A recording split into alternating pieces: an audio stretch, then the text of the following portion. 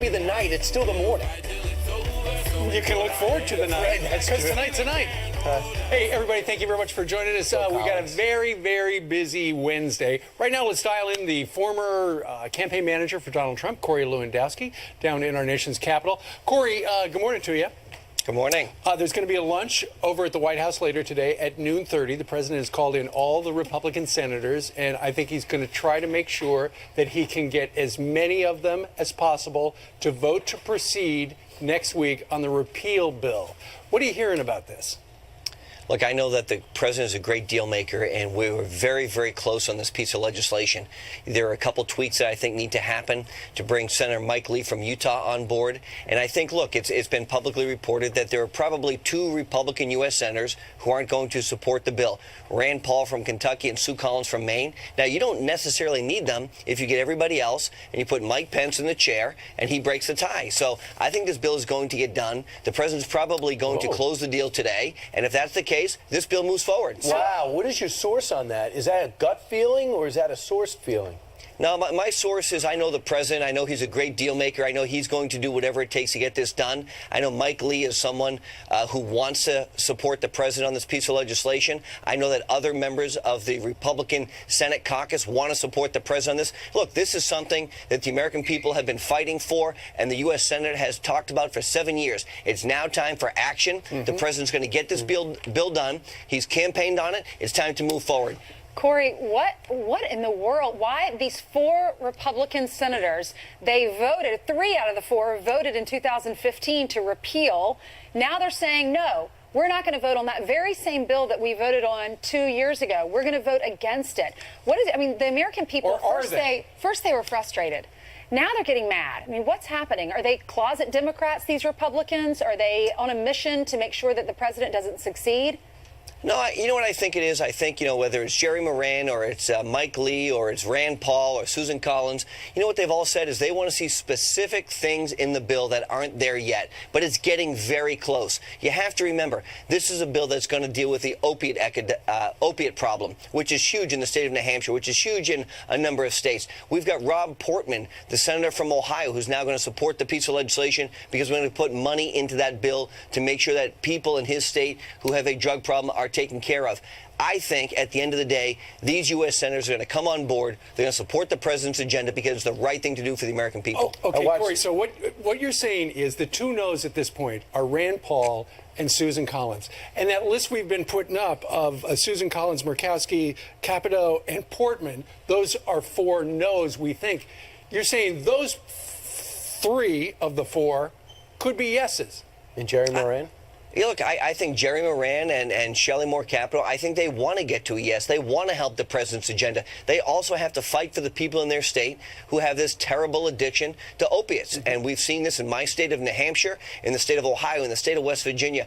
Making sure we're taking care of people is a big part of this legislation. I know the president wants to do that. He's talked about it a lot. It's a serious problem. And if we can put resources into the bill to take care of those people so that their states are taken care of and the people with these terrible drug problems are taken care of, I am sure the president wants to do this to get this bill done. But he only has so much control, and I think that Senator Moran and Senator Lee did not even inform the president they were doing this or their leadership. He was at a dinner with 7 of them, and it turns out the whole thing fell apart while they were finishing that dinner in the White House. So there seems to be an unwieldiness. On the other side, the Democrats had 60 votes, 60 senators. They all got behind President Obama. They paid a brutal price. They paid the numbers about 1,000 election losses since they passed Obamacare. Do you think Republicans say, wow, I don't love this legislation and I don't want to suffer the same fate? Look, Brian, as you know, it's very important. The president's campaigned on this. And don't forget, the House and the Senate, for 7 years, when they were in the minority and didn't have a majority with the president there, They passed bill after bill after bill, knowing that it wouldn't move forward. This is their opportunity. You have a president now who's campaigned on this. He's put his political stake into this. He wants to get this done. His leadership team wants to get this done. They're going to find a way. But Corey, some people like Charles Krauthammer last night said, man, Barack Obama had 36 national addresses before Obamacare was passed. This president should have done something similar to that. How do you feel about that? I think the president and his team are working very hard to get this done. And here's what he said. If they can't get this bill done, you will see what will happen when Obamacare collapses. Premiums are going to continue to go through the roof. He's not going to own this. Don't forget, this was Obama's signature legislation in the state of Arizona, in many, many states.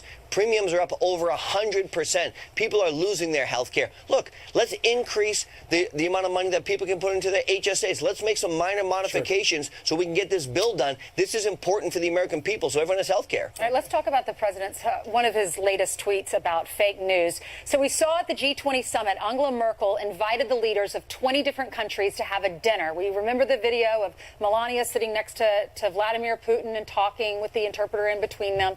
Well, the mainstream media is trying to say now that that was a separate meeting, that the president, our president, had a separate meeting with Vladimir Putin that lasted an hour, and they're saying it took place at that dinner. Our president is tweeting saying, fake news story of secret dinner with Putin is sick. All G20 leaders and spouses were invited by the Chancellor of Germany. Press knew the fake news is becoming more and more dishonest. Even a dinner arranged for top 20 leaders in Germany is made to look sinister. What's your reaction? 40 people were at that dinner. Obviously, the 20 G20 leaders and their spouses.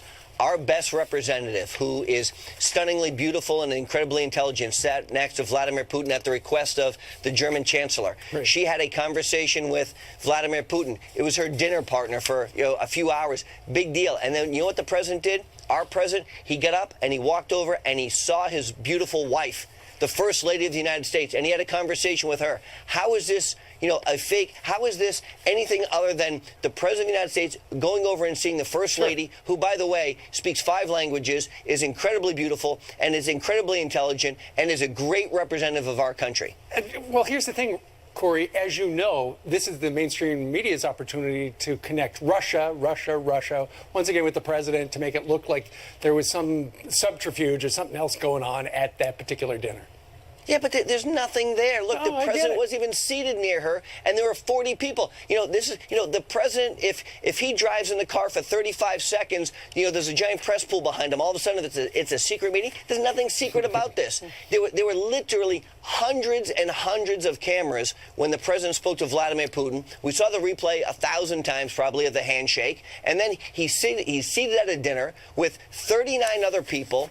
Putin's on the other side, next to the First Lady of the United States, and all of a sudden it's a secret meeting. There's nothing secret when there's 40 people in the dinner. What do you think? What do you think she thought when she said, "Oh my gosh, I'm sitting next to Vladimir Putin. The media's going to have a heyday with this," because it wasn't even her decision. I'm sure they had the name tags there, and you said Angela Merkel was the one that put them next to each other.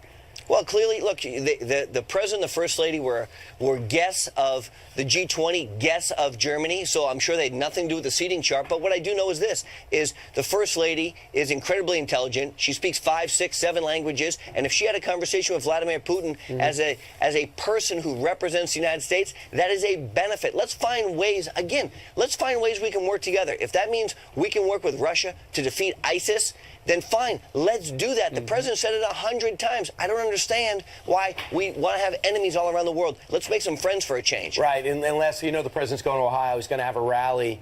Do you think, I know you think that there's something going to happen, but do you think that if he had his druthers, he would just pivot to tax reform right now, being that so much of this is out of his hands?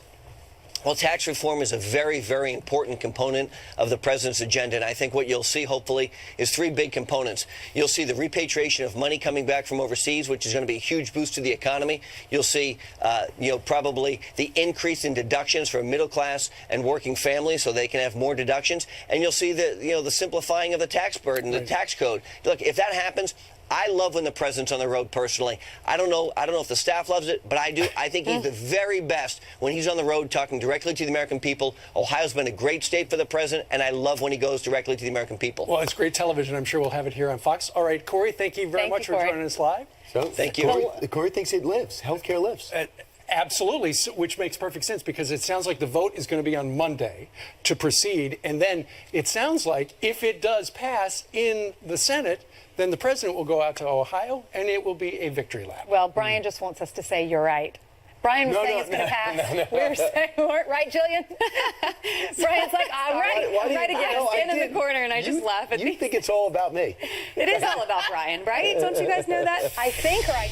Good morning to you guys. Later today, President Trump's Voter Fraud Commission will hold its first public meeting. The bipartisan panel, led by Vice President Mike Pence, is under fire after most states at least partially refused to hand over voting data. The panel is hoping to pinpoint any potential flaws